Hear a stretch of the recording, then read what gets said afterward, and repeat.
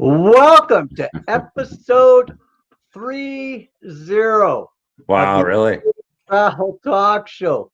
We're broadcasting live as usual every Tuesday, 7 p.m. PST from our base camp in beautiful Maple Leaf, Yeah. Canada. Seven, Yeah. since we're on that track. What's that? Since we're on that track of the numbers game, Yep. What was the number? Wow. 7. Yeah. Seven what? What do you mean 7 what? It's on at 7 p.m. That's what we're getting at. I'm trying to bug my brother early on in the show. But our scheduled guest today, unfortunately, has been called away on an emergency, so unable to attend tonight. We wish the best wishes for a speedy recovery. So in the place of our guest, you have moi and Colin, and we have come up with a fantastic show. So what we're going to do tonight is going to be very, very interesting. Many people do not know that you and I, Colin, have a combined 40 years of tourism knowledge, research, and expertise. With the traveling we've done, we've been all over Canada. We've seen every corner. So if we look at it, we have spent almost 20 of those 40 years combined. I would even go as far as saying 25 to 28, documenting and conducting studies on the state of adventure tourism in Canada for, I think it's over 1,025 communities now. And when we added it all up, it was interesting because we have bike, hike, paddle, almost 6,000 parks, lakes, and trails and historic sites. And then we've also collected almost 16,000 photos and videos of our travels there, Junior. Yeah, pretty amazing. Isn't it? And we're not one of the big boys. We're the little company that could, and we're the private enterprise out there that markets Canada to real people, and we put up real information, and we're boots on the ground research. So what you see is what you get, and we put it all up online, and pretty much 99.9% of it, me and you have done. Yeah, it's pretty. I mean, when you look back, it took us 10 years to get coast to coast to coast. Yep. And what an adventure. And that was that, and then not counting too, sorry to interrupt, dude, but not counting the 8 years before we did the 10 years where we did BC, Yukon, and that area. And before we decided, based on certain motivations from certain competitors, we decided, basically blank you, we're going to do the whole country. Yeah. I mean, adventure tourism has been our life, our passion, our devotion for as long as I can remember now, almost. I know. So tonight, here's what we're going to do. This is going to be fun. We want to hear your opinion, so comment on your posts. We want to hear what you think of our list. We want to hear what you would add to our list. But what we're going to do tonight is Junior and I are going to talk and share some photos from our top 3 most memorable moments so far, because we aren't even close to being done. But so far, out of all those years, we have narrowed it down to some of the top 3 most memorable moments in certain categories.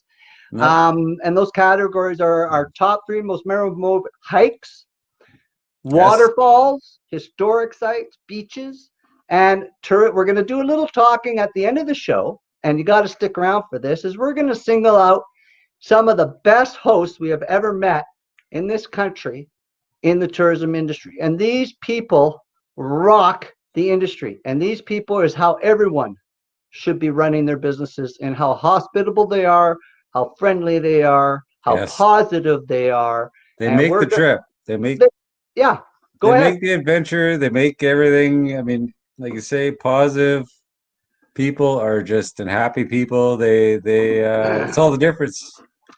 It is totally the difference. And I'm pretty stoked on some of these people we've known for over 10 years. Some we've known for almost 20. Some we've known for 2. But we've singled out a couple, and we're going to be I'm pretty stoked to give them a little kudos, because I'm a big believer, and I think Junior is the host makes the vacation. A great host makes a great vacation. A bad host wrecks a great vacation. So that's pretty much how it all plans out. So we're going to single out, but always, as always, we've got to cover our bases and do some housekeeping. So here's the story. The Travel Talk Show is being recorded live. Bloopers, everything, that all is part of the show. And Junior and I sort of like those moments because they're fun. They make us laugh. An edited version will be available tomorrow on the ehCanada Travel website, Twitter, Instagram, Pinterest, Tumblr, LinkedIn, and YouTube. Our top globally ranked travel blog called Two Brothers, 2 Feet, 2 Curious, 2 Canadian. Check it out. It's a hoot. We're also going to put it out there at the end of every month. We highlight all our guests. So I guess, hey, Call, I guess we're going to be highlighting us at the end of the month as one of the guests. And as always, we ask you to share, and share. That is how we pay the bills and keep the lights on, because when you share, more people know about the great things we're doing and the great partnerships that we're making, and our phenomenal, loyal customer base who know exactly what we bring to the table. So my name is Greg Gerard. We're the co-host of Travel Talk Show. I'm the co-founder of ehCanadaTravel.com, 23rd ranked travel blogger, the top 1,000 travel bloggers globally by Global Rise 2020. And I'm a small town tourism consultant. Next to me is the better looking, smarter junior Colin Gerard. My name's Colin Gerard, as previously quoted. Partner in ehCanada Travel, co-host ehCanada Travel Talk Show, and glad to be here and share our stories, and thank you for coming out. Exactly. So what we call our researching a road trip. So this is our shirt here. Yeah. This is courtesy of Mom. And what we do, we call our researching is hashtag a road trip. And this is our logo for road tripping. Is me and Junior. Mm-hmm. Junior's the driver. I'm the one jumping up and down. And that's our cool little logo there that we put together for our travels and our research. And these will be available online down the road because we got a lot of exciting things coming down the road. Right, Cole? That we do. Stay tuned. Yes. Notice the resemblance in the images there. There is quite a cool resemblance. Yeah. A little bit. Again, you're better looking on the t-shirt. Yeah, sure. I got my muscles. So they're awesome shirts. It's great, Mom, to put them together. Yeah. I mean, that was super awesome. So as always, we're going to do a little A week in tourism. We're going to make it short because we got a lot of photos that we're going to share with you from our trips across Canada, naming off some of the best, most memorable hikes, waterfalls, and etc. historic sites, and clients and hosts.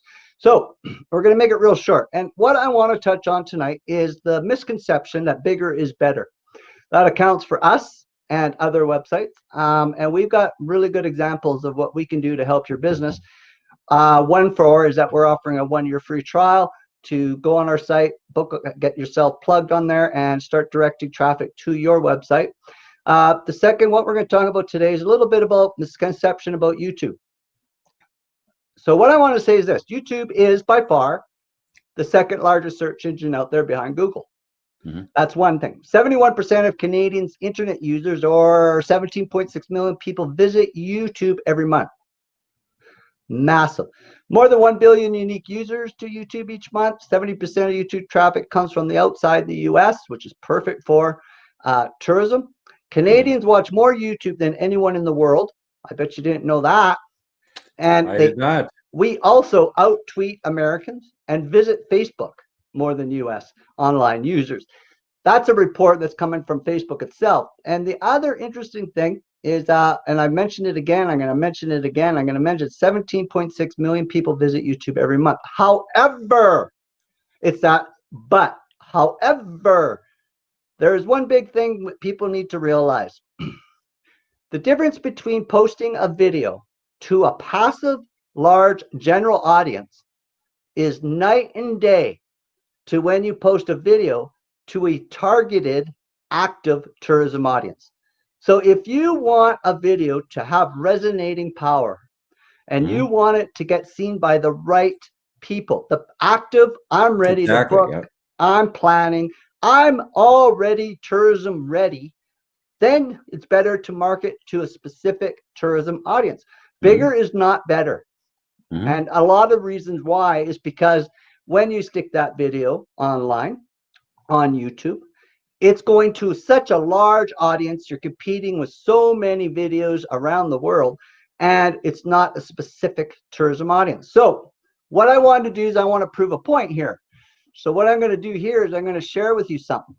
I brought up a couple comparisons of how, when you're in tourism and you're in Canada and you post your video on YouTube and then you post it on ehCanadaTravel.com, everyone thinks, oh, YouTube's going to blow you away. Not the case at all. So what we've taken is three examples of YouTube videos that have been posted on YouTube and as well posted on ehCanada, and where we said, okay, let's go pull them up, posted around the same date, and let's go see how they perform. So on this one is the Ontario Best Butter Tart Festival, right, Call? You see that? Oh yeah. Yeah. And then they look real good. Yeah. And then what we've got is, as you can see, there's a YouTube there, and they're running, and on YouTube, they had about 716 views or so. And then on ehCanada Travel, our site, they had 1,029 views. So That's this crazy. Butter Tart Festival was viewed more times in its entirety on our specific tourism-oriented targeted website than it does the multinational corporate YouTube. Exactly. Next example. Here we have one of what's called the Brantford Kinsman Rib Fest. It's an annual event held in Ontario, of course, in Brantford. And look at the stats on that one. The same video posted at the same time on YouTube got 288 views. On ehCanada, 1,395 views. Woohoo! This is the little company that does big. We go big. And that's just another. And we got one more example. And here's one that was done on Moline Lake by a company called 360 Travel Clips. The YouTube? Yeah. That's 326, bro. Yeah, 326. And then on our site, it's 1,500 and something. If you really want to see it being seen by a targeted audience that's looking to travel, you need to stick that video. Call it, correct me if I'm wrong, but you need to put that video on the ehCanada Travel website if you want it to resonate. You're 100% correct there, bro. Yeah. I mean, like I say, it's the filtered travelers that see it, that want to see it. We all know, I mean, you see, if you're grouped in with millions of other videos, good luck. Yep. Yep. Here's what we're going to start for are the three most memorable hiking trails. Excellent. Okay. So what our first one is, and I'm going to put up a little screenshots here, and we're going to show off some hiking trails. I think that's a good idea. I mean, it's been so long since I've been out on a good hike. I mean, just wait till the spring and we can get out there. And anyway. You recognize this photo? That looks very familiar. Looks like Gros Morne. There you go. One of our most memorable hiking trails with the Gros Morne Green Gardens Trail. I'm sure you remember that, Colin. That was a huge one. Big surprises around every corner. Yeah. So we did the first 11.1 kilometers, Call, and then instead of going back the same way, we took a side route, which led us up to three hills, mountain peaks. So we had to go up thousands and thousands of stairs, and we did not know it was there, right, Call? Yeah, I believe there are fjords. Would be the term for it. Yeah. Up and down and up like 3 times. I agree. And this is the green. A couple of things. There's us going across the river. There we are on the tablelands. We're going across the tablelands up, and this is the flat part at the beginning and at the end. What an amazing hike. It was amazing hike. And there's Junior, pretty stoked. That was near the parking lot, isn't it? Yeah, that's near. On the way back. There's the stairs. That's looking down. And the nemesis. Go ahead. The nemesis. Oh, I'm telling you, they were unbelievably hard. Yeah, looking down doesn't look too bad, but when you're going up, and there's I don't know, we didn't count. I mean, we would have lost track. Hundreds, if not thousands, of stairs. Yeah, and that's called the Green Gardens Trail, and that's located at Gros Morne, and that is one of the most memorable hikes for us because of those stairs, right? I can remember that section right there. It was near the beginning of the stair part. Yeah. Hey, let's take a picture. Stairs, that's cool. Plus, being at Gros Morne in Newfoundland is just a spectacularly beautiful place. Yeah, and we're going to go back. We only had time to do that one hike, and that was a biggie because there's 2 trails involved. And that was a gorgeous. And the fjords were gorgeous. The cliffs were gorgeous. The teapots were gorgeous. It was just gorgeous. We didn't do the main Gros Morne hike though. We got to do that next time. Yeah, we got to. But this was a pretty Stokum Kukum hike. Next one is a Centennial Pass Trail. Now this one, unfortunately, Junior didn't come on. He was working the internet scene. For me, it was absolutely incredible. And this is the Centennial Pass Just look Trail. at it. Yeah. And this is in the Lake Louise, Alberta, in the Banff National Park. And we went on every trail in Banff. And this is the one that really resonated because of the views. And at the very peak, there was this little Inukshuk. And you'll see on the other side the massive cavernous mountain range that we went on this. But this trail, even though it's a killer because it's all uphill, switchbacks, go across rock faces and landslides, it's a 5-8 kilometer one way with an elevation gain at around 800 meters, right? So it's decent. The Lake Louise Mountain Trail is considered a very difficult adventure with 3 main climbing sections on it with switchbacks. So you can see here's one of the switchbacks we're coming up, right? Mm-hmm. And there it is. There's the huge, massive Inukshuk somebody built. Wow. So it made for a pretty cool picture that we took up there. And this is called the Sentinel. And this is at the beginning when you're below the tree line. And then there you go. You start getting into the cavern. Now, right in that gully, right in the middle, that's where you end up. And to get there, it's all switchbacks across that face, right? And that's where we all ended up, right? So and there's another view going in the same one as before. And that I thought, wow, what an incredible hike that ended up being. And that's, of course, in the Centennial Pass Trail in the Banff National Park. Now, the third one, let's get another one that me and Colin have gone on that I thought was absolutely, and Colin, you can give some background on this puppy. This is called the Gaff Point Hiking Trail in Nova Scotia. Now, this one was really cool because you always like trails that give you more than what you expect, right? So this was a 6.5 kilometer return hiking trail. And in this trail, we actually got to hike Hurdles Beach. We found a cave, which we got some pictures of. And we also went to the point where it was beautiful, beautiful flat rock and a big family of Inukshuks. And I think you remember that. And here I'm holding up the tree for Colin. Yeah. Because, I got the muscles. Good of you to catch that. Yeah, I was saving. So this is Hurdles Beach, and we got to hike to that, which this was amazing, beautiful, gorgeous beach. And this is, again, the Gaff Point Hiking Trail in Nova Scotia that we're showing with you right now. This is our little friend, the Inukshuk, as we're pretty big on running into those. Yeah. You find those all over. And we'd love to hear who made them. Yeah. And there's that creator with those Inukshuks. This is the little cave we climbed down to. We found a little rope climb that we climbed down into the valley, and there's that rope. So you wasn't there a big waterfall there as well? Nope. That's I think that's Grand Morne. We didn't run into a waterfall. And I remember that rope climb. That was it was a lot muddier than it looks. Yeah, it was, wasn't it? It was very slippery. Yeah. So is there any other trails you got in mind, Paul? Because those were our top 3. So Centennial Pass Trail, Lake Louise, Gaff Point Hiking Trail in Nova Scotia, and then we've got the Green Gardens Trail in Gros Morne Provincial Park. These don't include backpacking because that's a whole different game. So these are just basically some of the, if you are in these areas, these are the trails you got to go on, right? Yeah. Well, the coast especially, some of the amazing trails you've been on out there. Yeah. Jasper, Alberta, Banff, as well. I'd have to do a shout out for Fry's Hut there, which is one of the hikes we did many, many years ago, which got us into real excited about the adventure game. The ice wall. And head wall? The head wall. The head wall, yeah. It's a whole new story behind that place, but that was, spectacular. Yeah, we went ice caving too, right? In Moline Canyon? We went up to Fry's Hut. Yes.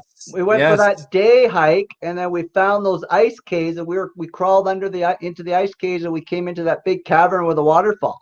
Yeah, it was the spring before the melt, so we got into those caves, and it was just, you never get that again. No, that's a good addition. Spectacular. Yeah, the three most memorable waterfalling destinations, Colin. So There you know how is me and you love waterfalling, right? We love hiking to a waterfall. We like finding waterfalls. They're just beautiful, and they're also, I think, therapeutic. Um, refreshing. so when you can look at areas where there's a lot of waterfalls and you can nail off a whole bunch that are stunning, it's pretty exciting. So so our first one is when we take a road trip. One of the best road trips we've ever taken is called, and you know this, called the Waterfalls route in the Northwest Territories. Oh Okay, yeah. very underrated. The Waterfall Highway, the Mackenzie Highway, right? There's Mm-hmm. 4 waterfalls on this, and most of them follow the Hay River, and they're accessible by road. And that's the beautiful thing. They're up there in the Niagara Falls and Shannon Falls of Squamish. They're up there in that level of falls, Spectacular, yes. right? But the difference is they are easy access, paved pathway with stairwells leading down to the falls. And that's the nice thing about these falls, is that they're super cool, super funky access points. And the falls, you can actually walk onto the bedrock next to the falls. Yeah, you don't want to get too close, but Nope. yeah, and no lineups. I No. mean, we're there and there's Yeah. nobody around. The whole place to ourselves. So here's I somebody mean, who says don't get too close. Um, there's Junior hanging well, you got to over. put out the safety message. That's right. So here we are. We're checking out the waterfall. So Yeah, there's a couple here. There's Twin Falls Gorge Park, which is a 2 kilometer one-way walkway, and that one leads to the fabulous Alexandra Falls and the Louise Falls. And these are a yeah. couple pictures from that trip. Then down the way, there's another fall that's called Lady Evelyn, and that's this picture, and that's Lady Evelyn Falls, and that leads to a lookout there where Yeah. Junior and I could take in there. And then the last one is the Samba Day Falls and the Coral Falls. And this is again this picture here, Lady Evelyn. There you go Huge. again. That's the Waterfall Highway. I mean, Yeah, look at these falls, eh?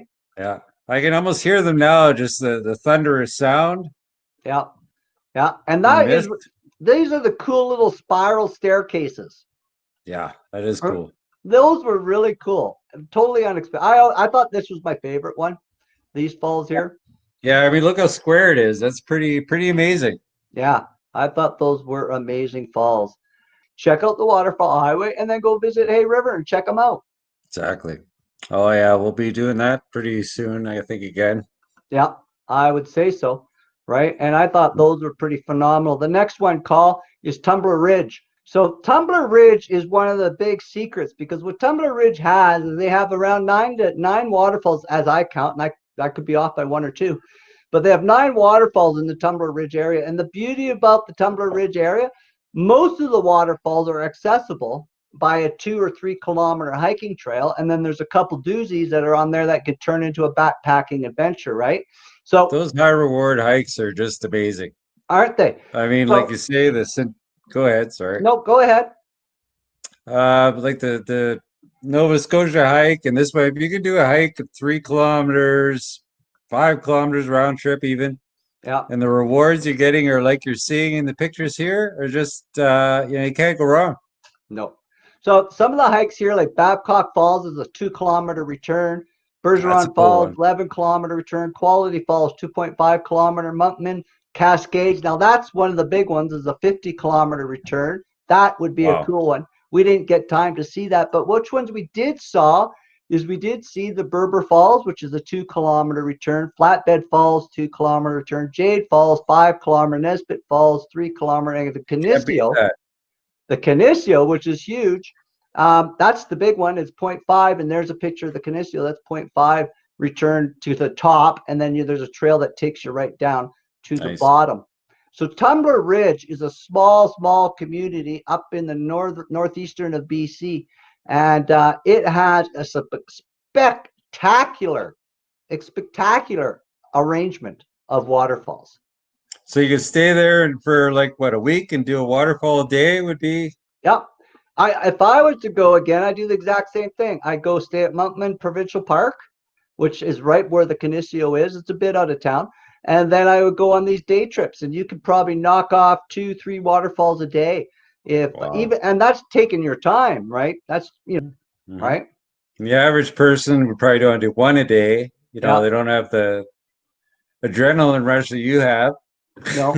Yeah, this is true. This community is known as the waterfall capital of Canada, and it's Hamilton, Ontario. Nice. What makes Hamilton really cool is it's right on the 725-kilometer Niagara Escarpment, right? Which began to take shape, I don't know, 450 million years ago, as the bed of a tropical sea. Now, this Niagara Escarpment is like a ridge. It's not from earthquakes or anything of that. It's not a fault line. What it is, it's a ridge built by erosion. Hamilton has almost over 100 waterfalls. Wow. So if you want to do a waterfall, and these are just some of the ones we went at. We went to the Albion Falls, Webster Falls, Upper Glendale. We went to those falls, Buttermilk Falls. We went to two falls, and it's so cool because you can see these erosions, right? That just drops off into these erosion cliffs, and then all the Hamilton waterfalls, and there's 100 there, man. And so Hamilton is another big one, and the reason it has so many is because it's on this Niagara Escarpment. Okay, so now what we're going to talk about, three most memorable sites. Is that how you say it? Memorable. Yeah. Memorable, sure. Historic sites. We're going to talk historic sites. So one of them we want to talk about is, of course, Nova Scotia. Nova Scotia is laden. Based on Wikipedia, when I was looking at it had over 250 historic sites, historic places, they call it. So it's just jam-packed with history. The most famous, the Halifax Citadel. And you remember that, they call it the Halifax Citadel? Yeah. Yeah. Right? Didn't they have the cannons set up there as well? Yeah, they've got the cannons there. The Halifax. It was established in 1749, and it was built. There's your cannon, dude. There we go. Yeah. And it was built to protect Halifax Harbor and the Royal Navy dockyard in Halifax from its enemies way back when, right? It's a super popular Nova Scotia attraction. And then they have these actors that you've seen within the show, within the slide. You've seen the actors, and they're all dressed up in period pieces, eh? So yeah, it's pretty cool. Yeah, it was really, really cool. And there you go. Yeah. And one of the things you got to do when you go here, there's a couple things. One is every hour they do the changing of the guard, which is, if you're a Canadian, you definitely got to see this. It's pretty cool what routines they used to have to go through back in the day. They also, there's a ghost stories. They'll tell you a bit about that. You can even become soldier of the day. So you can be a soldier and participate in the festivities during the day, right? So I thought, as a soldier, yeah, what a great idea. Isn't I didn't know that. Great idea, yeah, right? So I thought that was a very memorable, and it's not just we're not picking on just the Citadel here. Halifax in general was extremely memorable with all of the architecture and all the history that's there. So if you're a history buff and you love history in Canada, Halifax is definitely should be on your list. And I think the other one that needs to be on your list, Call, if you're going to talk most memorable, and you had to go do your thing and I had to go do my thing. But I love, and I'll tell you, if I was to pick one above anything, I thought the rampart of Quebec City was the most phenomenal thing. It was it was huge because Quebec City is one of the, what is it? It was established that the wall is basically 4.7 kilometers long, and it surrounds old Quebec, and it was used to protect them and fortify the city back in the day around 1608. It was the French that built it, and they were using Samuel de Champlain built it, and they used it to protect themselves from the invading British forces, which eventually took over, conquered that fort in 1759, right? So this fort was built to protect the city within it, and it's so cool because what I did and what a lot of people do is you can walk this huge fortified wall pretty much the whole way and see a whole ton of Quebec, right? Yeah. And what I did is I basically started walking a little too excited here because I figured, holy crow, I can actually walk this whole wall, and you get to basically get a bird's eye view of everything of how this fort was. And in the middle of it is a live breathing community Stores are operating, cafes are open, and Oh, really? yeah, it's like a whole. It's Old City, Quebec. It's like a whole community, and there you go. You can see, you can walk on the top there. So you've got all these walls all around, and in the middle you've got your everyday Canadian community with all its shops, and everyone's walking around, right? Pretty But you cool. can actually view it all from on top of these things here, and you can see me standing on top there again, Ah, and right on. these go all the way around it. And I'll tell you, it sunk with me in my head how cool this was. Because look at the view. Yeah. You can see everything while you're walking this thing. It's a And, self-guided history tour, is what it does. And the and nice what's thing the is distance around? 4.7 kilometers is how big the wall is. Wow. So you get a view of everything from going around the wall. Yep, That's yep. spectacular. Yeah, and you know, it comes to some points where there's a dead end, and then you got to go down, and then you're back up, right? But and Nice. it also leads to some of the most historic sites within the community too, like oh, what's it called?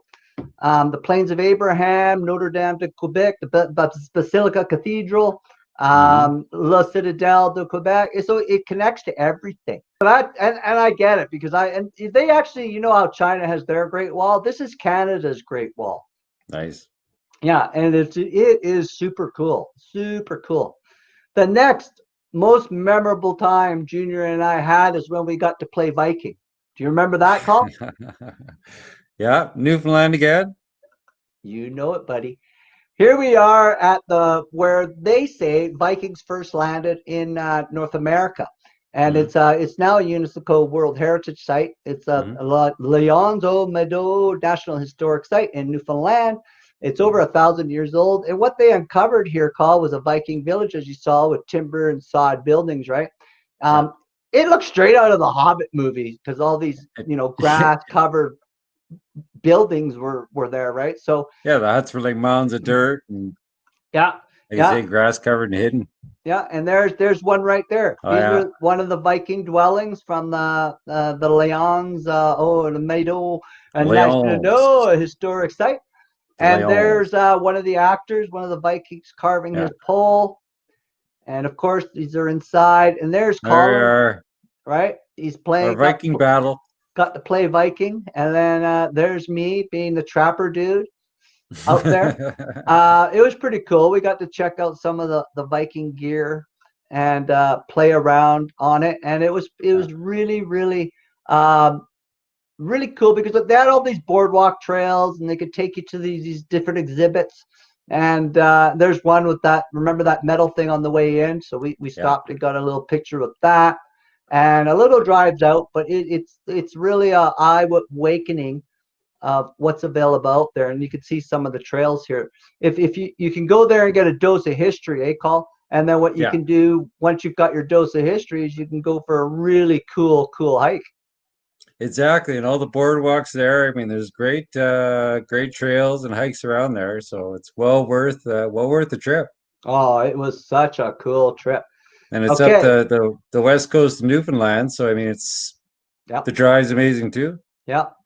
Pacific Rim National Park is one of the best, most memorable beaches we ever gone to. We have to put that one in, Yes. just because there's a whole whack of beaches there that we've gone to. We've gone to every single one: Grice Bay, Comers, Florentia Bay, South Beach, Schooner Cove, and Wickenish, and of course the most famous of those beaches they call Long Beach. And anyone who has ever been to the Pacific Rim, and I just want to make it clear, this a lot of times it's marketed as a Tofino beaches.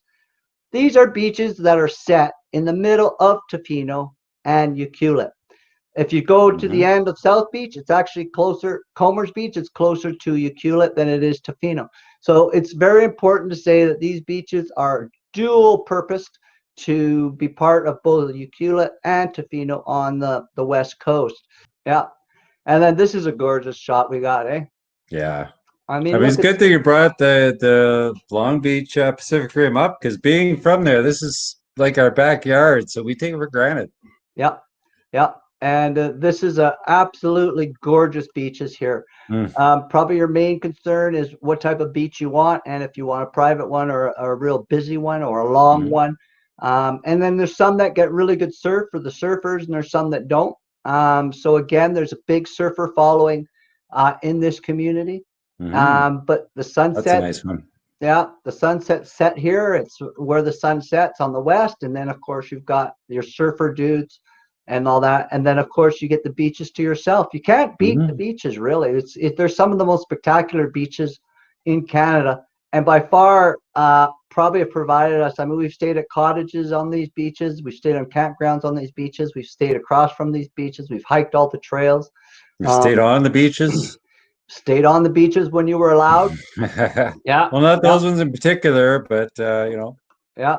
West Well, Coast. and the thing about the Pacific Rim National Park is it's a big, huge. It's a 13,000 hectare park, but people have got to realize 6,000 of those hectares, Colin, is a marine park, and 7,000 is on land. So actually, the Pacific Rim is separated to three sections. There's as you know, the 70-kilometer backpacking trail called the West Coast Trail. Yes. I love that trail. I've done it World 4 famous. times. Yeah, I'm pretty happy to say I've done it quite a few times and enjoyed it immensely. Then there's the popular boating, which is on our wish list. It's the kayaking destination to Broken Islands group. So if you run a kayak group out there and you want to take us to Broken Islands group, get a hold of us and we will document it for you. And we'd love to go, as long as we have the time. And the third, of course, are the sandy beaches between Ucluelet and Tofino. So it's a pretty phenomenal area of the world. Our second most memorable beach area. This is Wasaga Beach, is the longest freshwater beach in the world, Call. And it's 14 kilometers of sandy beaches. That's impressive. All fresh water too. Freshwater sandy beaches. Which is nice. And here's the beauty. They've divided it into 6 areas, right? Then and they got beach 1 as their names. They got beach 1 to beach 6. So what they've done is they've designated things for each beach. So beach 1 and 2 are for younger crowds. So you know what that's like, right? Craziness, right? Yeah. Beach area 3 is for dog lovers. But one of the things you're going to notice with all these pictures, look at the space. Yeah. No one. I got to walk all these beach. There's only, when I did the 14-kilometer beach walk, only one beach was crowded. Right? And that's 14 kilometers of all beach? Yep. They got little breaks in between them, but you can actually, they're all hooked up. Beach 4 is the quietest of all beaches if you want privacy. And I think that's the one where I found that little boy flying his kite with his dad. I thought that was a great moment. Yeah. Right. And then you got beach 5, which is families. So you got young and old. This is the pictures you're seeing on screen right now are beach 1 and 2. And that's on a relaxed day. And the thing why beach 1 and 2 are so busy is because it's lined with it's like a beach community, right? So it's got all the stores, the pubs, the patios, the younger crowd, the beach crowd, partiers. Right? Yeah.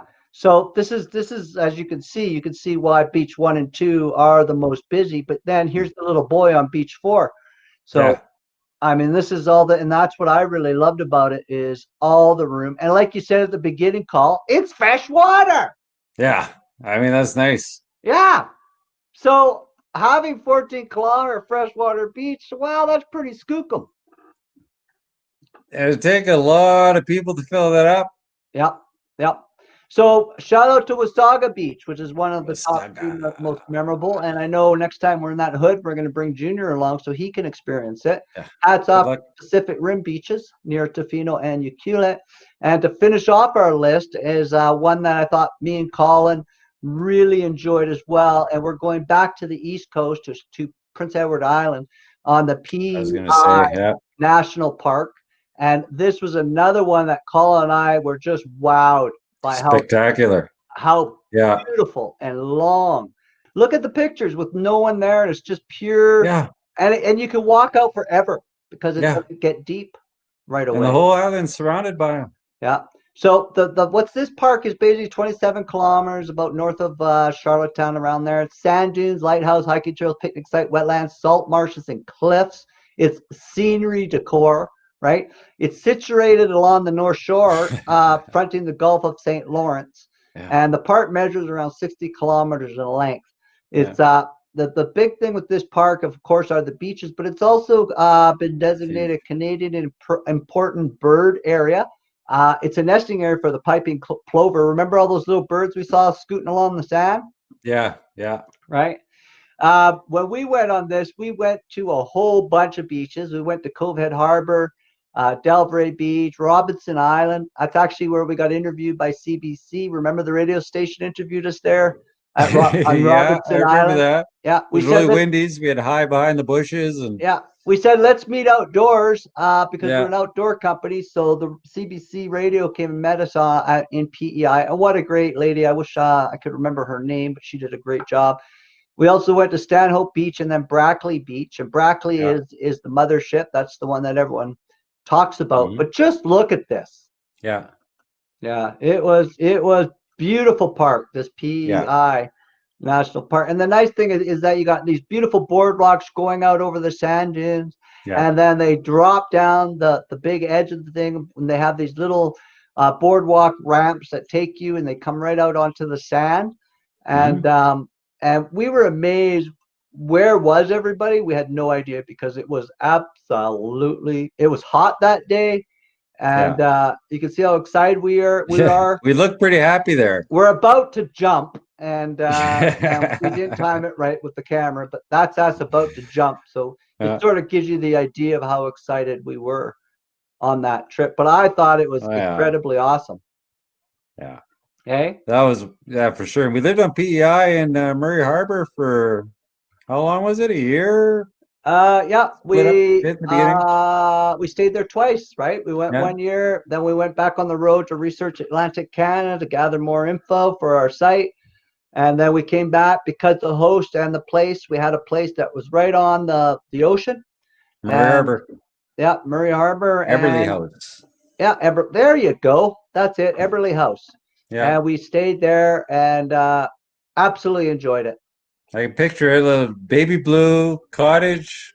Yep. On the ocean there in Murray Harbor, and they get clam digging right outside our shores. Yep. Tons of beach. It was amazing. And then and let's give tuna fishery. Yeah, let's give credit where it's due. So that was Eberly House. Then what about the one in New Brunswick? On the Bay of Fundy. That's got to be probably my favorite. I mean, just because, I mean, the deck we had, the morning coffee overlooking the Bay of Fundy, watching the clam fishery, and the tide coming in and going out. Yeah. And then just up the street, we had Le Preux Falls, and we could go there, and there's a huge waterfall. Yeah. So we checked that out, but unfortunately, and don't forget the golf course. Yeah, if you're a golfer, go to New Brunswick. Cheapest. Yeah. I mean, we had a great course. It was never busy. It's very affordable, and just $20 for two. Yeah, and for those of you who occasionally take a second stroke or a second ball, not seeing where the first one went, there's no pressure. No. We could actually get to practice your putting and your chipping and everything because there's no one else around. I mean, we didn't take advantage of it, but every once in a while, it's good to practice pitting a chop. You golfers know what I mean. Yeah. River fishing nearby, and I mean, I used to drive the back roads to find places to fish, and I mean, you come around a corner and there'd be 3 moose standing in the middle of the road. Yep. Episode 330, call. Yeah. Woo! I know. That's it. That's amazing. That's way to go. Way to go. Congrats. Like a high five. A high five. Even the right side. Oh, okay. Oh, ready? Yeah. Ready? Come on.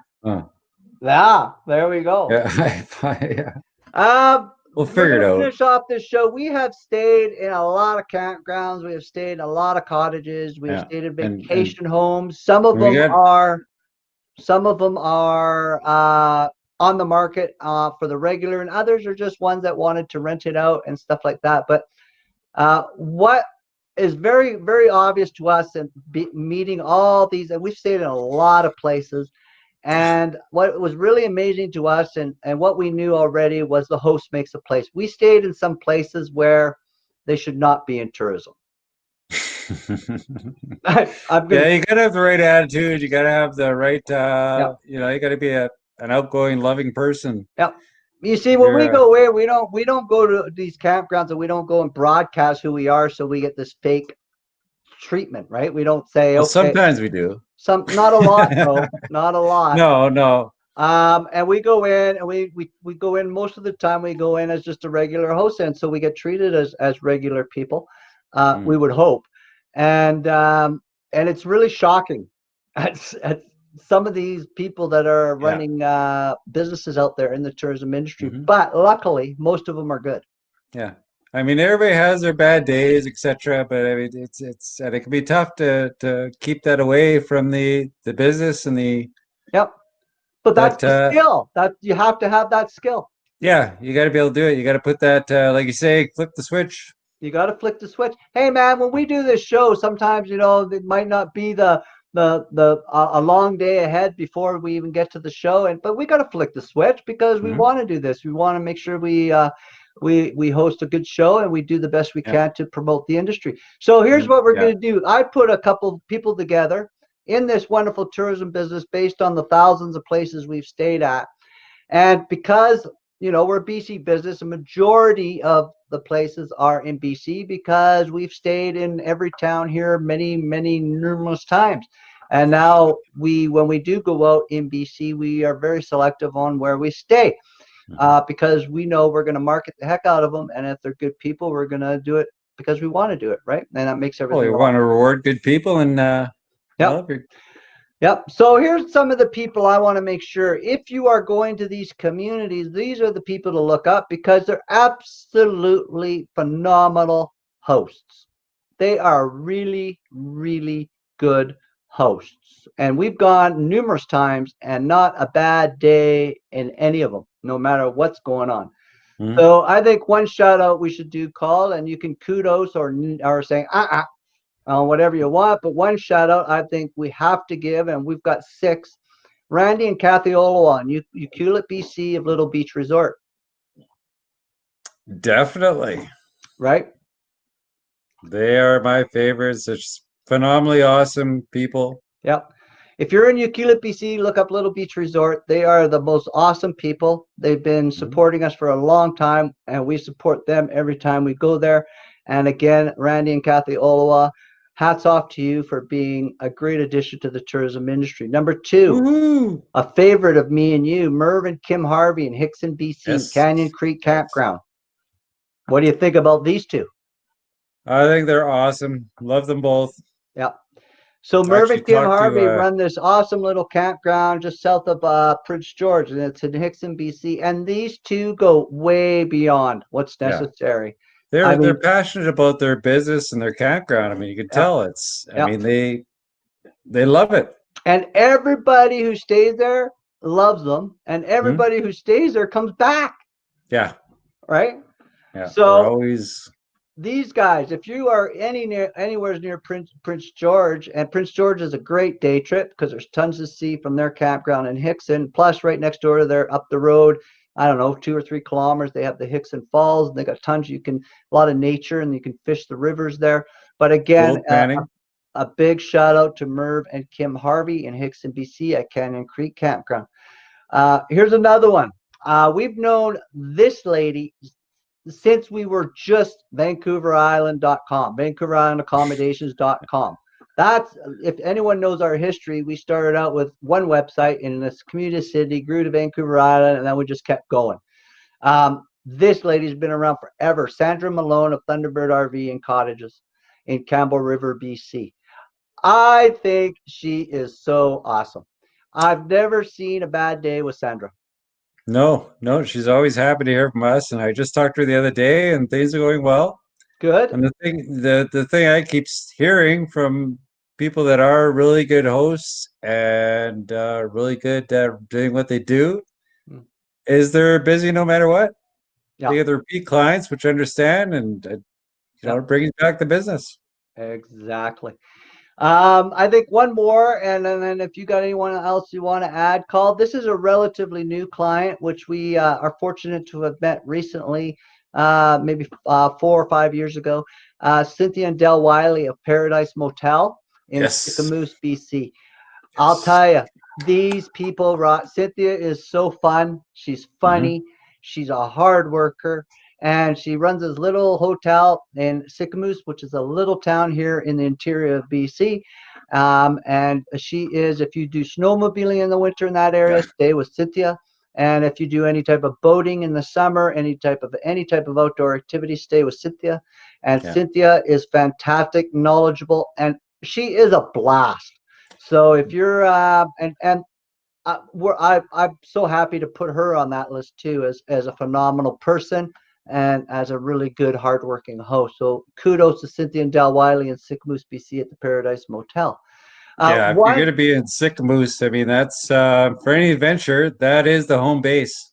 Yeah. I mean, bring your friends, invite it. They have the perfect facilities for your groups to have fun, go out snowmobiling, come back, and just, I mean, have a great time.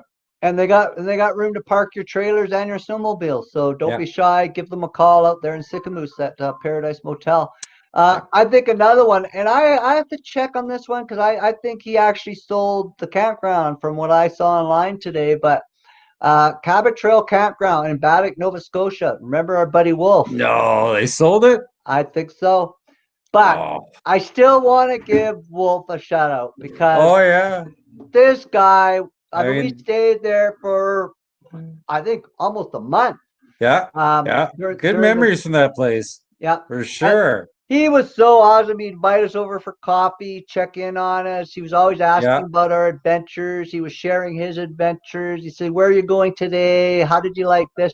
And the one thing we caught him on, remember, was Egypt Falls. He did not know about that.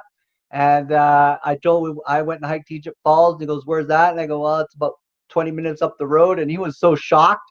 So he was writing it all down, how to get there and everything. But because again, back to that whole waterfalling thing. That whole experience in the Baddock. Yeah. I mean, that whole area, the Nova Scotia, that I was totally impressed by it. Like the museum in Baddock is Alexander Graham Bell. Yeah. Was it? Yeah. And to see, it's an amazing museum to see the things that Canada, our technology, our brains and ingenuity has come up with. Yeah. We just is a very cool area. Consider I've never been to that area before, and tons of stuff.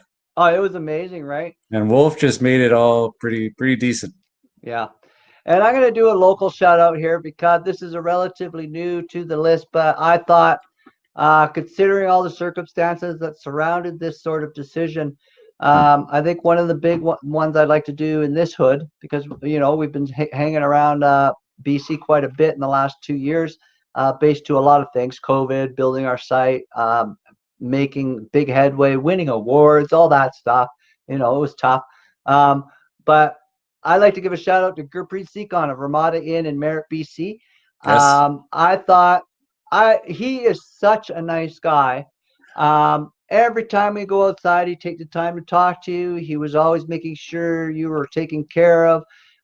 He was good to help with when we were doing our training sessions. Always willing to come and talk to you at the front desk. Any time of day. Any time of day. Never complained once, ever. So kudos off to you, Gurpreet Sikon of Ramada Inn here in Merritt, BC. There's another quality host who, and all of these people, they had bad days, but Colin, you nailed it. They flicked the switch when it's time to put on their tourism hat. They leave the bad day behind, and then they come like most of us here that live a life like this. Then we go deal with that bad day, but they can flick that switch. So those are some of the ones out there we'd like to give kudos to. Believe me, your skills are being noticed. Yes. Right. And they all love what they do. I mean, if you're a happy person, love what you do, you're passionate about it. Yep. Then people visit, people come back. Yeah, go crazy, man. Go crazy. This show is part of the marketing group of Tourism Innovation, which includes our ehCanadaTravel.com, voted best nationwide adventure travel company 2020 by Lux Life and AI Group of magazines. We are offering a 1-year free trial. If you're watching this today, tomorrow, or in the next 6 months, please sign up. We won't let you down. Guarantee you that for being what it is and what you're going to get out of it. Every business should be on this site. Become a Canadian Adventure Ambassador and start promoting your area We have an interactive area that is online, and take your one free trial. And I guarantee you it'll be your best tourism decision ever. Can't go wrong. No, the ehTravel Market Group of Tourism Innovation also includes our website called, or our blog site, sorry, Two Brothers, Two Feet, Two Curious, Two Canadian, ranked 23rd. Make sure we have their ehTravel talk show as part of our innovation group. And then we also have our one-of-a-kind Made in Canada small and rural community marketing program, Experience Community. If you have a small community and you want to take the internet back, you need to talk to us. We have a program here that is featured in BC Business Magazine. It's been talked about overseas in Australia. It's been talked about in the United Kingdom. It is a guaranteed boost to your small community for very little money, and you're going to learn some skills that will help your business long into the future. Get a hold of us, and we'll tell you a bit about it. And hopefully, if you want to talk to other communities, we'll give that to you too. It allows you to take charge of your tourism. Yep. Take it back. Take control. I think a lot of us are tired of following like blind sheep, and the way that tourism has changed in the last 10 years, you can run your own tourism and your own online marketing. You can make it way better currently than it is, and we'll show you the tools and the tricks to do it. We've been doing this long enough. I think we got it pretty down pat, and we're not going to try and force you into anything. We're not going to make you pay big bucks. We're not going to feed you a line. We're not going to give you false promises. We're going to give you a product. You get the product, you get the training, and you get the results. So, I think that's a pretty decent program. Yeah, and it's built, every community is unique. This isn't an off-the-shelf, Yep. one-size-fits-all thing. I totally agree. We will research your community, and, every package is unique. Yep. Tailored to you. Yep. Take back your tourism. Yeah, we come in, and the nice thing about when we come in, we have blinders off. We see things that you may not see. We use our history and we've seen, and people got to get this. We've boots on the ground researched 1,000 communities. I think we got a pretty good idea of what's working and what ain't. And what impressed us and what didn't. Exactly. So we can do that. Get a hold of us, and we'd love to talk to your community about this. Now's the perfect time to do it, man. You're sitting at home, you're sitting at work, business is down. Well, we can't really do anything about that. But what we do have control on is when it opens up again and you're ready online. And you're ready online to go to war, because that's what it's going to be like. So you can follow us on Facebook, Twitter, Instagram, Pinterest, and YouTube. If you want to follow, we feature our clients, we feature our destinations, we talk about this show. It's a great source for travelers and tourism businesses. Colin, you got anything to add? I think you nailed it and covered it all pretty good there, bro. Be safe, Canada. Explore safely, physical distance. Be well. Enjoy the outdoors. Canada out. Ciao for now. Take care. We'll see you next week, 7 p.m. PST, ehCanada, ehTravel Talk Show. Ciao for now from the Brothers of Tourism.